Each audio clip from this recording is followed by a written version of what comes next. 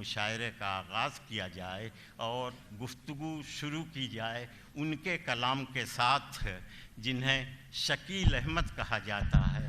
इस रसाले के वो नायब मुदीर भी हैं। मैं जनाब शकील अहमद से बहुत अदब से गुजारिश कर रहा हूँ कि बड़ी मेहनतें उन्होंने रसाले के लिए की हैं। यकीनन उनकी शेरी सलाहियत जो है वो भी दाद व तहसीन से नवाजने लायक होगी। मैं शकील साहब से इल्तिमास कर रहा हूँ कि वो तशरीफ़ लाएँ और अपने कलाम से नवाजें। मैं अपने तमाम शुअरा कराम,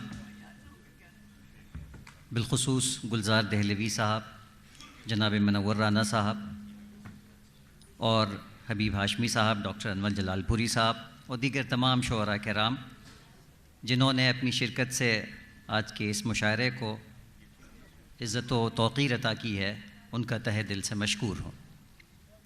मैं महज़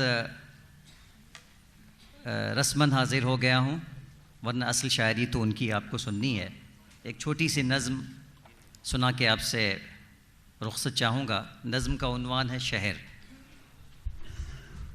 ऐ मेरे शहर नामुराद बता, कितने हाथों में तू खिलौना है।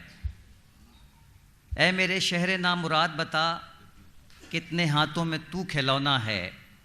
कितने दर हैं तेरी जबीं के लिए, सर खमीदा है आनो ई के लिए।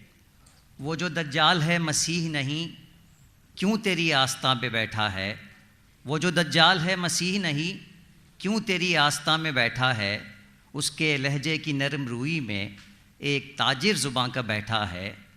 तू उसे खूब जानता भी है, वो मुहाफ़िज़ नहीं है कातिल है। कौन सी मसलहत है दामनगीर, तू जो पाबस्ते सलासिल है। क्या नहीं जानता कि तू एक दिन, वक्त के हाथ हैं बहुत लंबे, उन गरीबानों तक भी पहुँचेंगे जिनमें सोने के हैं बटन टकते।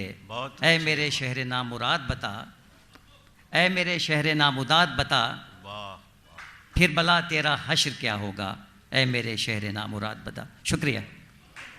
बहुत अच्छे, क्या कहने हैं।